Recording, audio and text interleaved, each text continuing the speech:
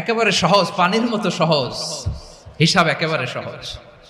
ওমরে ফারুক রাদিয়াল্লাহু তাআলা আনহু ছেলে ভুল করে মদ পান করে ফেলেছিলেন। আব্দুর রহমান, ঘটনা ঘটেছে মিশরে। মিশরের গভর্নর তখন আমর ইবনে আস রাদিয়াল্লাহু তাআলা আনহু। আব্দুর রহমানের ভাই যে গভর্নরকে বলল, গভর্নর যদি একটু দয়া করেন, খলিফার ছেলে আমার ভাই আব্দুর রহমান মদ্যপ অবস্থায় ধরা পড়েছে, জনসম্মুখে যদি আপনি বেত্রাঘাত করেন আমাদের প্রেস্টিজ থাকে না, যদি 80 বেত আপনি মারেন আমার কোনো কথা নাই, কিন্তু ঘরের ভেতরে মারেন।